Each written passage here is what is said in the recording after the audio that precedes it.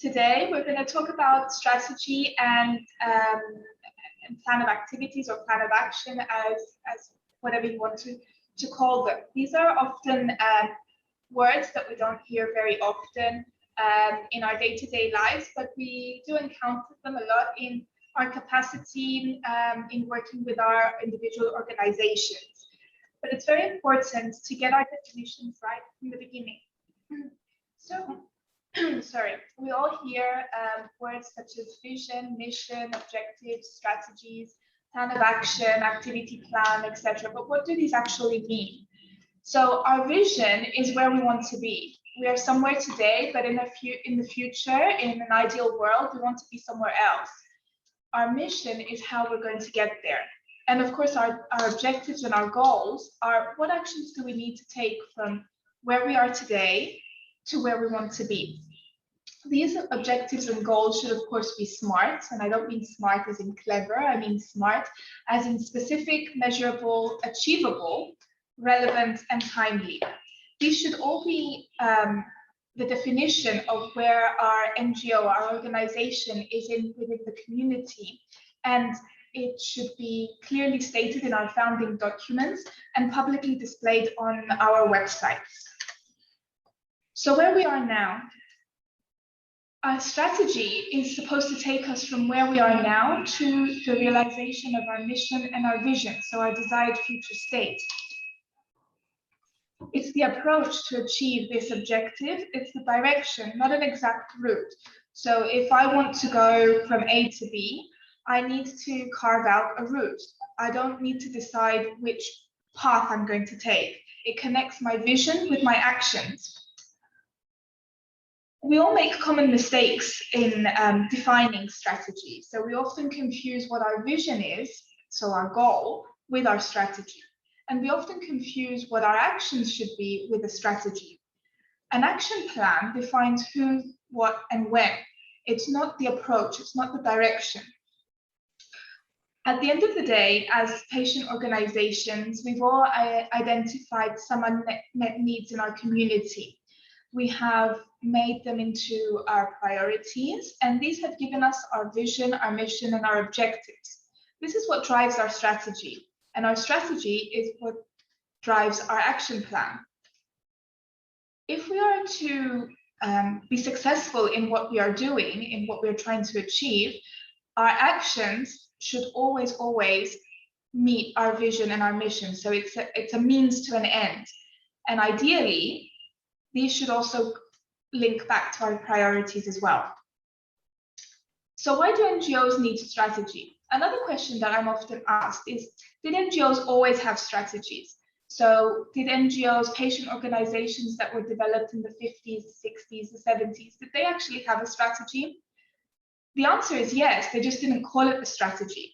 A strategy brings together your vision, your mission, and your objective.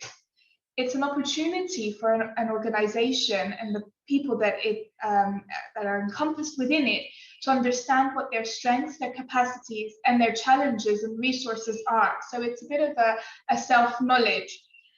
It's very important to determine your strategic priorities. You need to prioritize your actions so that you can become increasingly efficient.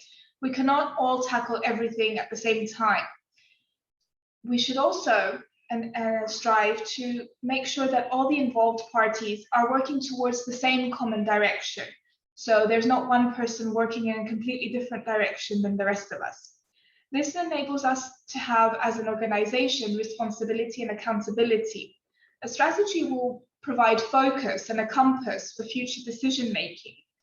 I really like this cartoon at the bottom of the screen because it shows organizations that don't have strategies, they don't know what to do. They answer every call and they say, yes, I can do that. And it's really important to say, no, we don't do that because we're focusing on something else. This enables us not to become overstretched. It enables us not to become ineffective because we're trying to do too many things at the same time.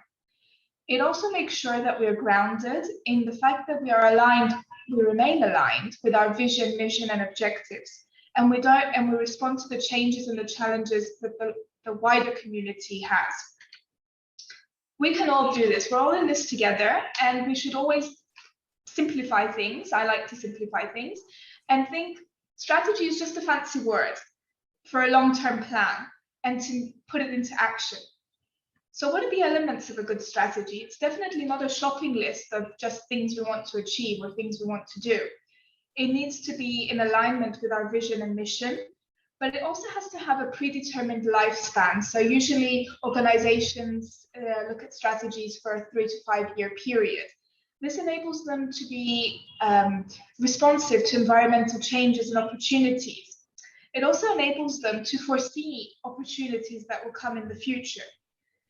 Also, we are able to look into the future and see what resources will I need to achieve these strategic priorities in the long run. What kind of manpower do I need? What kind of money do I need? What kind of materials do I need?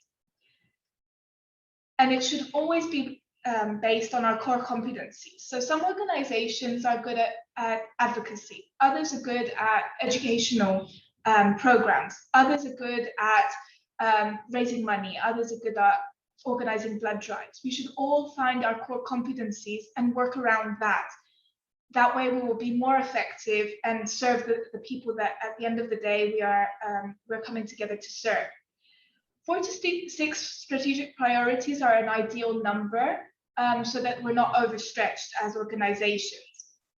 And we should always have a complementary action plan of activities and tasks. Realizing a strategy requires an action plan. This describes how the strategy will be implemented with specific activities, and I will talk about this more in my next presentation. Specific activities and tasks that will account for resources and their distribution, as well as the monitoring and evaluation of their impact. A strategy without action is just us daydreaming, and actions without a strategy are just a nightmare. There's no point in having actions that they don't align with our vision, our mission, our unmet needs, or our priorities. The key elements to any action plan include the what, the who, when, what resources, and an evaluation process. Now, you may hear other names for an action plan, such as a work plan or an operational plan. Dr. Michael alluded to the fact that I'm the operations manager, so I do have a role in developing the action plans for the Federation and the plan of activities. So we should always keep in mind that a strategy is about focusing and prioritizing, whereas an action plan is about accountability and implementation. The success of both is interlinked by feasibility, so the ability to do something, and by evaluating, so always knowing where we stand. All are crucial to maintaining the reliability and the credibility of our organizations in the wider community. And this becomes important as we move into this webinar series to achieve our advocacy goals, our communication goals, and of course our fundraising goals. So thank you very much to the TIFF Board of Directors. I'm honored to have Riyad here as a co-presenter today. And of course to the rest of the team here at the office, who we work in tandem to realize this Federation's priorities. Thank you.